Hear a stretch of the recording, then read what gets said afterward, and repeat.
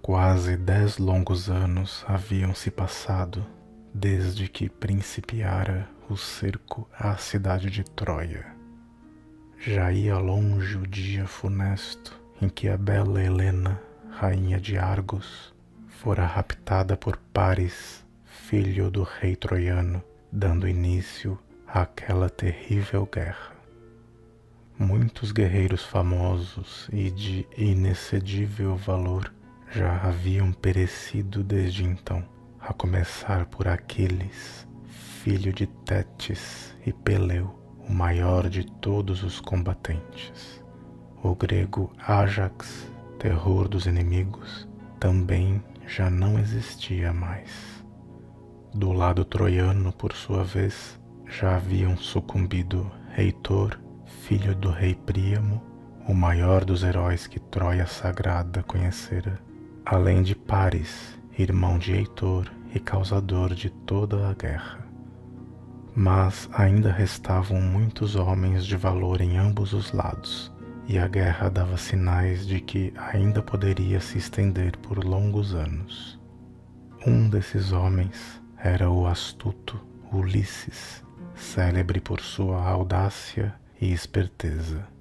O filho de Laertes obtivera sucesso em sua mais recente façanha. Raptara, junto com seu companheiro Diomedes, de dentro das próprias muralhas da cidade sitiada, o Paládio, uma estátua de Minerva que os oráculos diziam ser a garantia de que Troia jamais seria vencida, enquanto permanecesse em seu pedestal. Agora ele imaginava um meio de pôr um fim definitivo àquela estafante disputa. O desfecho, entretanto, só poderia ser a invasão de Troia e o saque completo da cidade. O ânimo de nossos homens chegou ao ponto mais baixo desde que aportamos nestas praias, disse Agamenon, chefe dos gregos, ao avistar Ulisses sentado e pensativo diante de uma fogueira. Muitos já falam em negociar uma paz honrosa para ambos os lados, e outros em simplesmente abandonar o cerco, voltando para seus países do modo como vieram. Fugir? Exclamou Ulisses incrédulo. Como podem pensar nisto, depois de tantos sacrifícios e tantos companheiros mortos? E o pior é que logo, imagino, começarão as rebeliões, disse Agamenon apreensivo. Ulisses voltou a observar a fogueira que ardia à sua frente. As labaredas, tocadas pelo vento forte que vinha do mar, erguiam muito alto as suas línguas de fogo. O relincho isolado de um dos cavalos presos no redil ali próximo acordou os demais, fazendo com que todo o acampamento ressoasse com aquele atordoante concerto equino.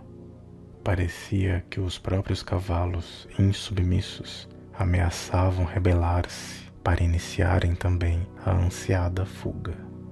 De repente, porém, Ulisses pareceu hipnotizado. Seus olhos fitavam as chamas elevadas, enquanto seus ouvidos, alertas, captavam os relinchos, misturando aos poucos as duas coisas numa só, até obter uma imagem nítida em sua mente. Fuga, labaredas, um cavalo. Agamenon observou o amigo, assustado. Estaria enlouquecendo também, a exemplo do que acontecera com o infeliz Ájax, que acabara morto pelas próprias mãos, num terrível acesso de loucura? O que disseste? Falou Agamenon. Um cavalo, Agamenon, eis a solução, bradou Ulisses, pondo-se imediatamente em pé. Seus olhos luziam, mas não eram produto do reflexo das labaredas. Chame Epeus o mais rápido possível. Epeus era o mais hábil construtor que havia entre as hostes gregas, e apesar de já estar dormindo, foi tirado às pressas de sua barraca por Agamenon e levado até o astuto Ulisses. Epeus, caberá a você a maior glória de toda esta guerra, caso obtenha sucesso em sua arte, derrubar as muralhas da invencível Troia. Ulisses disse essas palavras ao construtor com um tal brilho de euforia nos olhos que Epeus ficou sem saber o que dizer. Vamos, homem, temos muito trabalho pela frente, disse o filho de Laertes, tomando-o pelo ombro. Vai construir para nós, a partir deste momento, um cavalo, um imenso cavalo de madeira.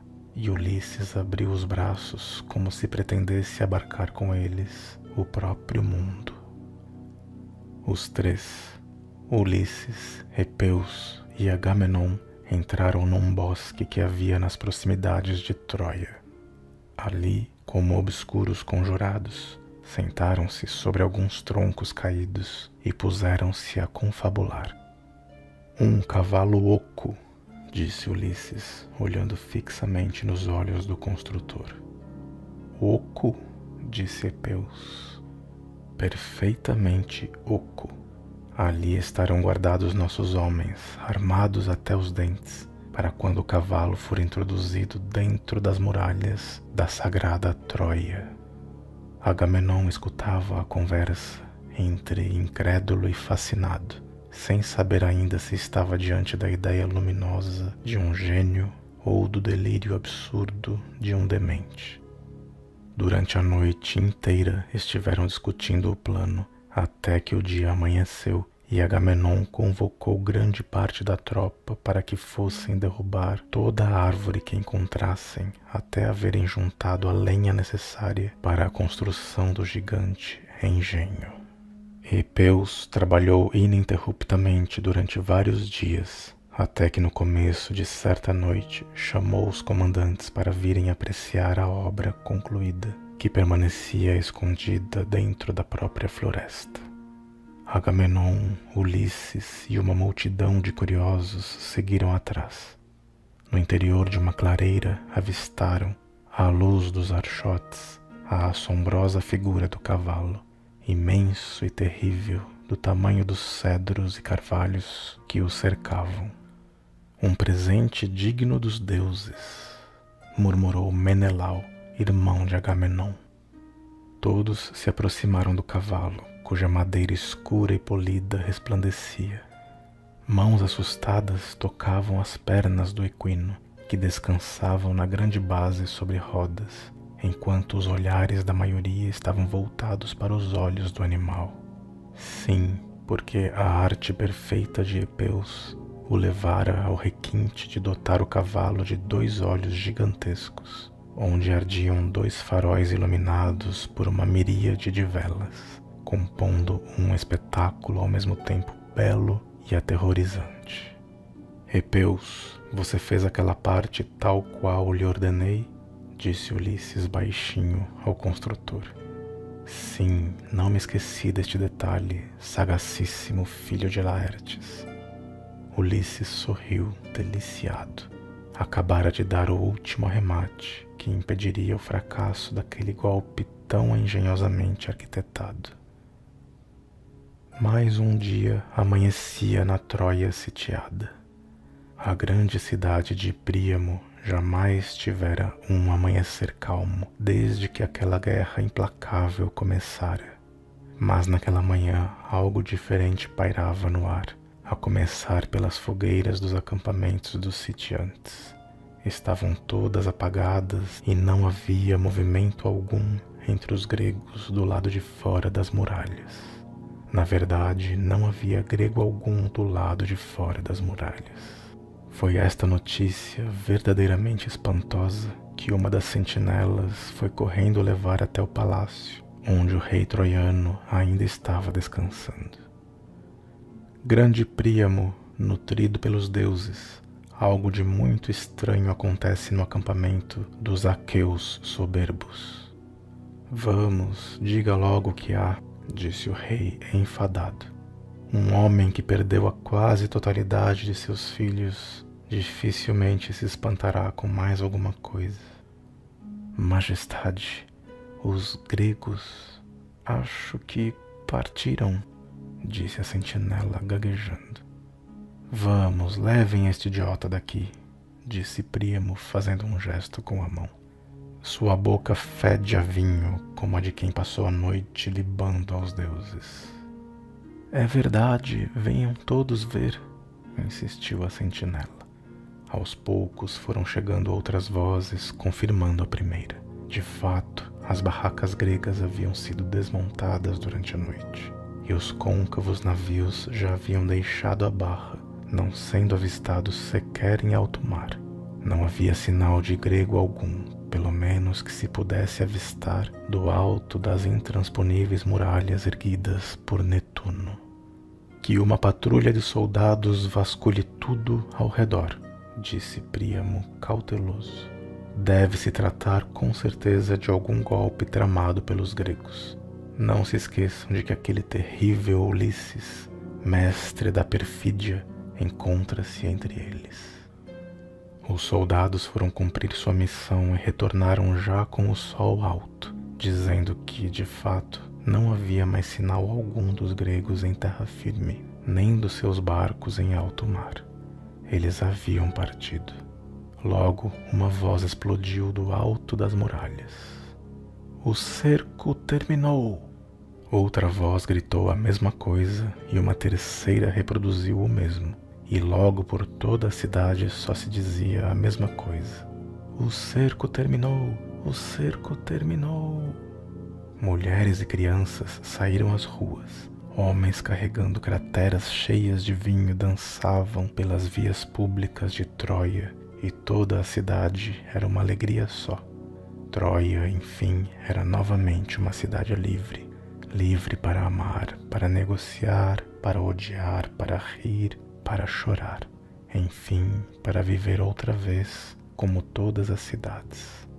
As imensas e pesadas portas ceias foram finalmente abertas, de par em par. Não havia mais perigo algum de invasão e as pessoas podiam deixar os limites da cidade sem qualquer receio. Todos acorreram para ver os restos do acampamento grego, rindo alegremente. Outros, mais judiciosos, saíam em busca dos cadáveres dos parentes e amigos mortos, ou do que pudesse restar deles, pois ainda havia muitos corpos apodrecendo sob o sol inclemente. Estava-se nisto quando de repente surgiram alguns soldados troianos, conduzindo, amarrado, um soldado grego. Sim, era um maldito soldado grego que não conseguira embarcar, diziam todos. Vamos apedrejá-lo, gritavam muitos, ávidos pela desforra. Maldito Aqueu, matador de pais e maridos troianos, gritavam as mulheres chorando e cuspindo-lhe na face. Diga logo qual o seu nome, cão grego, disse um dos captores, pegando o infeliz pelos cabelos. Não me matem, gritava o desgraçado.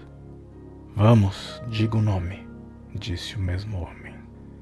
O homem estava nu e trazia o corpo coberto de vergões, pois havia apanhado muito no caminho até chegar às portas da muralha. Meu nome é Sinon, disse ele, e também tenho ódio aos traidores aqueus. Está mentindo, disse uma voz irada. Deixem-no falar, ordenou Príamo, que estava curioso para saber por que somente aquele grego restara no acampamento. Sou primo do maldito Ulisses, disse Sinon com rancor nos olhos. Este cão, desde que aqui cheguei, não tem feito outra coisa senão me perseguir. Por que os gregos partiram, afinal? Minerva voltou-se contra nós, desde que o astuto Ulisses roubou o paládio sagrado do santuário de Troia, matando covardemente os guardas da cidadela. Desde então, os augúrios mostraram-se desfavoráveis para nós. E você, por que ainda está aqui? Fui escolhido para ser morto num sacrifício destinado a aplacar a ira de Minerva, mas durante a noite consegui escapar, internando-me num bosque. Quando retornei, os navios já haviam partido. Minerva ordenara que os gregos partissem imediatamente, sob pena de um tremendo castigo. Antes que partissem, entretanto, ordenou a deusa que lhe construíssem um imenso cavalo de madeira, a fim de que o paládio sequestrado fosse substituído por esse novo monumento sagrado. Cavalo? Perguntou Príamo. Sim, um magnífico monumento construído para aplacar a ira de Minerva. Neste momento, um soldado troiano chegou correndo, justamente para avisar o rei da descoberta do monumento. Príamo, pai dos troianos, os gregos deixaram algo espantoso para nós, disse o homem esbaforido e com os olhos radiantes de quem viu algo inusitado. Todos acorreram num tropel para o local onde o soldado apontara. Ao chegarem numa parte mais afastada do antigo acampamento dos gregos, depararam com um majestoso cavalo erguido sobre as areias da praia, imenso e assustador, com o focinho proeminente apontado para a cidade de Troia. Seus 2 olhos ardiam com as lanternas acesas, e na parte frontal dele havia apenas esta inscrição: oferta feita a Minerva para que proteja os gregos em seu regresso. O que faremos desta maravilha? Disse um dos soldados. Príamo, rei de Troia, é quem decidirá, disse Timoetes, um dos comandantes. Vamos, soldados, postem-se atrás da estátua e levem-na até as portas da cidade. Aos poucos, o imenso cavalo de madeira, escuro e com os olhos flamejantes, avançou em direção às portas ceias. O povo, ajuntado em frente e ao alto das muralhas, despediu um grande grito de espanto e admiração tão logo o avistou. É um presente! Gritavam todos. As crianças, escapando das mãos de suas mães, acorreram para ver aquele magnífico prodígio. Seus olhos arregalados, onde errava aquele misto de delícia e medo que faz o fascínio da infância, brilhavam infinitamente mais do que os imensos e dardejantes olhos do cavalo. Dentro do cavalo gigantesco, o calor era infernal. Constatava-se assim, já nos primeiros instantes, a primeira falha daquela ideia aparentemente genial. Mais de 500 soldados apinhados dentro dos devãos apertados de um grande engenho de madeira não era coisa, afinal, muito praticável, nem confortável. Ulisses e os demais homens, entre os quais Acamas, filho de Teseu, Neoptolemo, filho de Aquiles, Macaonte, médico e filho de Esculápio, Menelau, esposo de Helena, além do próprio construtor Epeus, estavam desde as primeiras horas da manhã encerrados no ventre bojudo do animal. Epeus havia acoplado dentro algumas tiras de couro de boi em forma de agarradeiras para que os homens pudessem manter-se firmes e suportar os solavancos que inevitavelmente sobreviriam ao primeiro movimento do gigantesco móvel. Agarrados a elas, eles escutavam as conversas nervosas dos soldados que os empurravam. Ulisses, isto é uma loucura, disse um dos homens francamente apavorado. Silêncio, idiota, disse o filho de Laertes. Quer que nos ouçam do lado de fora e nos matem antes mesmo de chegarmos às portas de Troia? Ulisses sabia que aquele era um caminho sem volta, uma desesperada tentativa de vencer a guerra e que, uma vez fracassada, iria custar de qualquer jeito a sua própria cabeça. Por isto, em momento algum desgrudou a mão do punho de sua afiada espada, mantendo a orelha imprensada com toda a força contra a madeira para escutar melhor o que se passava lá fora entre os soldados. O gigantesco engenho avançava aos trancos e barrancos. Os corpos suados dos gregos cheiravam mal, e aos poucos Epeus se dava conta de outra pequena falha. Como fariam para liberar seus excrementos, uma vez encerrados ali dentro?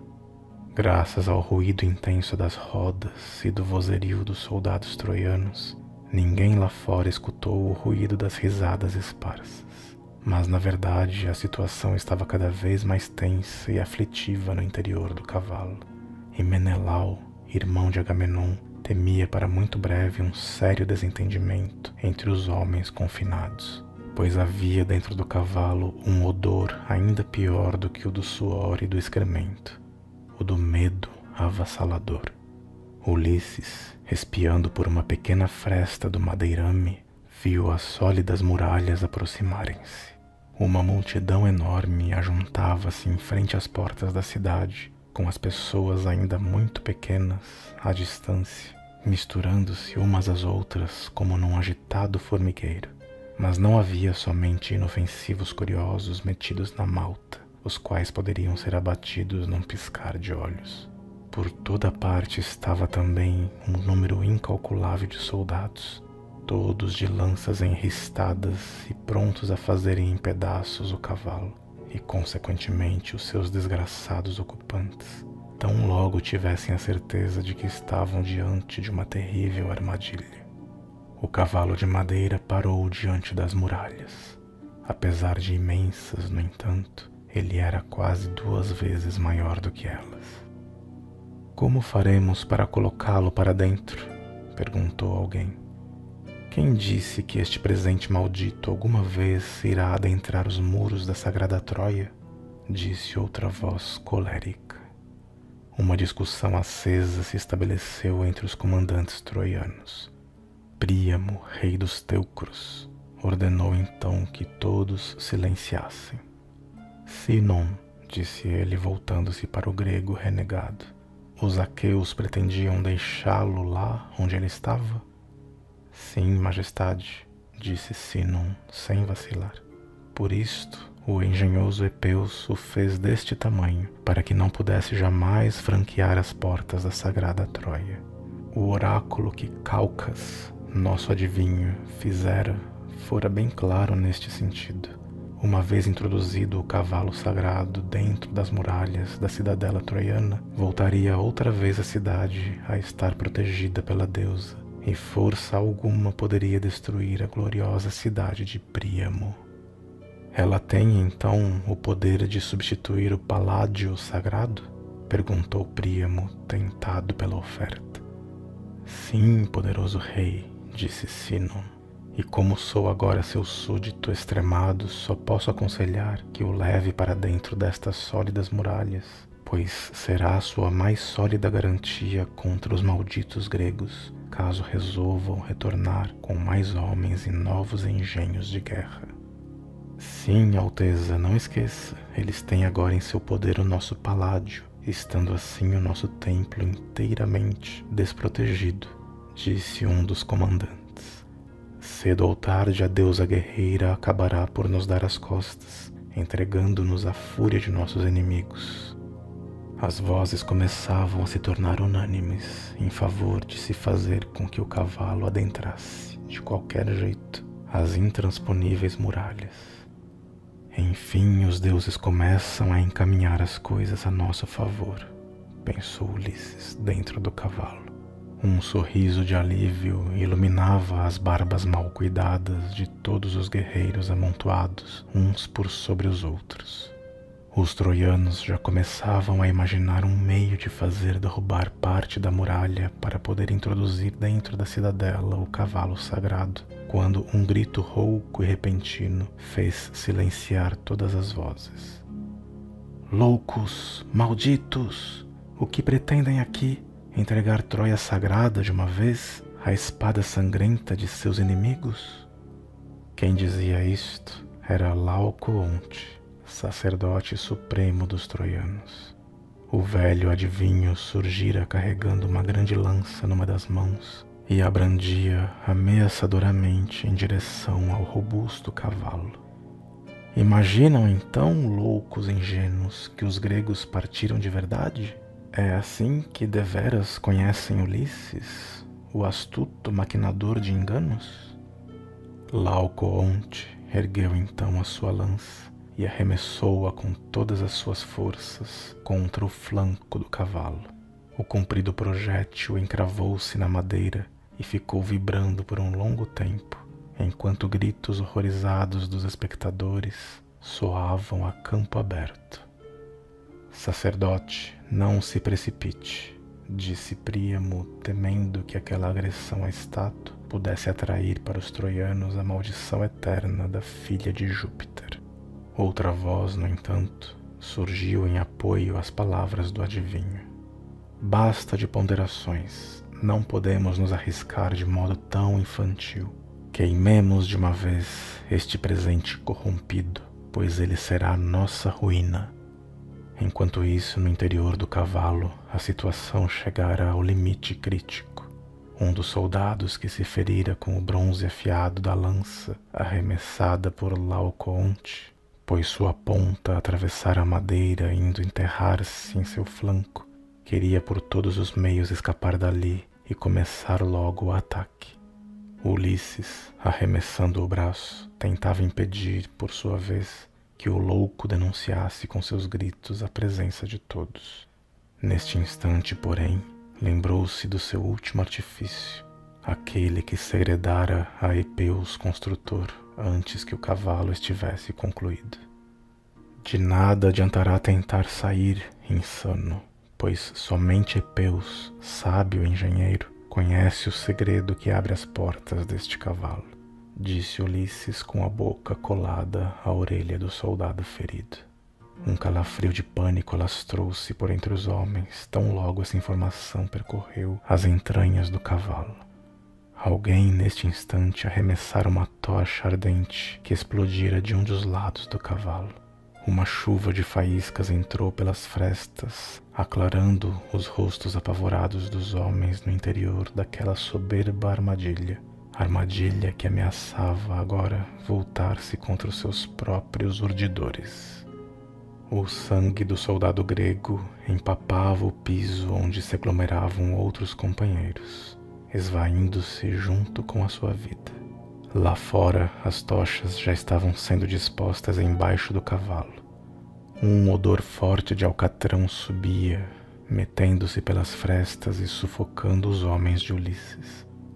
De repente, porém, escutou-se uma voz que bradava: Laocoonte, corra, pois seus filhos estão sendo atacados por terríveis serpentes junto ao altar sagrado. Todos silenciaram. Em nome dos deuses, o que significava aquilo? O adivinho correu até onde estavam seus filhos e ficou estarrecido quando enxergou aquela que era a cena mais terrível que seus olhos de pai já haviam presenciado. Os dois jovens, cada qual enrodilhado pelo corpo escamoso e gelado, contorciam-se em pavorosa agonia. Pai, socorro! Dizia um deles, enquanto o outro, já morto, era feito em pedaços pelos dentes afiados de uma das serpentes. Laocoonte lançou seus monstros com as mãos limpas, mas também foi imediatamente envolvido pelos anéis do corpo das duas serpentes. Aos poucos, sua resistência foi diminuindo até que, totalmente enrodilhado pelas sanguinárias pitons, o sacerdote troiano exalou também o seu último suspiro. A notícia causou estupor em todos. Príamo, rei troiano, ordenou que cessassem imediatamente de vilipendiar a estátua. Realmente, esta estátua é sagrada, bradou o velho de longas barbas ao examinar a lança que o desgraçado Laocoonte arremessara, toda tingida de sangue. Que ninguém ouse tocá-la novamente, sob pena de morte imediata. No mesmo momento foram suspensas as fogueiras e os fachos recolhidos. Príamo ordenou que pusessem abaixo um pedaço da muralha para que o portentoso cavalo pudesse franquear o interior da cidade de Troia. Gritos de euforia e alívio percorreram as fileiras do povo ajuntado quando o imenso cavalo começou a ser empurrado.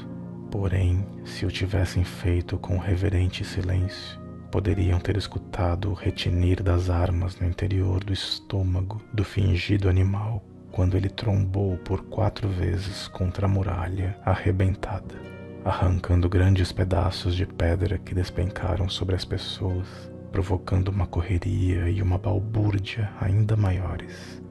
Assim adentrou as muralhas troianas o soberbo presente grego.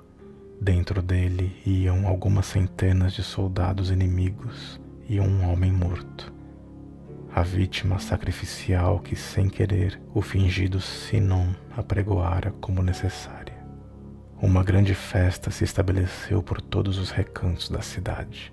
Música e bebida estavam presentes dentro e fora das casas. Meu pai, sabe qual é a nova forma de cumprimento que o povo nas ruas inventou? Disse Deífobo, um dos poucos filhos que ainda restara ao rei troiano. Não, meu filho, diga qual é, respondeu o velho com um sorriso ameno. Troia livre, respondeu Deífobo. Assim bradam homens, mulheres, velhos e crianças, uns aos outros, quando cruzam pelas ruas. Não é lindo, meu pai? Sim, fez o rei, dando um assentimento tímido com a cabeça. Logo em seguida, entretanto, deu as costas ao filho, querendo significar com isto que preferia ficar a sós. Momentos de felicidade, sabia ele, velho e calejado que estava pela dor da perda, não significavam muita coisa quando não podiam ser compartilhados por aqueles que já haviam partido. Heitor, meu adorado filho, disse o velho com os olhos marejados de lágrimas, que lástima que os deuses não permitissem que ainda pudesses estar entre nós para saborear o alegre dia da vitória. Durante um longo tempo, Príamo, rei de Troia, semelhante aos deuses, esteve sentado em seu trono, escutando o ruído da euforia que parecia inesgotável. Pela sua cabeça passava a imagem recorrente dos filhos que perdera. Ó Júpiter inclemente, quantos que eram, a maioria abatidos pelo braço cruel do perverso Aquiles. E ao lembrar-se dele, inevitavelmente lhe veio à mente, outra vez, a figura de Heitor, o preferido do seu coração. Sim, havia o irresponsável e precipitado Pária, mas mesmo este não lhe falava tanto à alma quanto o nobre Heitor. Como estar alegre, então, se iria levar para o resto da vida a imagem horrível do filho dileto, sendo arrastado pelos pés ao redor das muralhas de sua Troia amada, amarrado de maneira indigna ao carro do selvagem filho de Peleu, que, graças aos deuses, já havia também descido à mansão dos mortos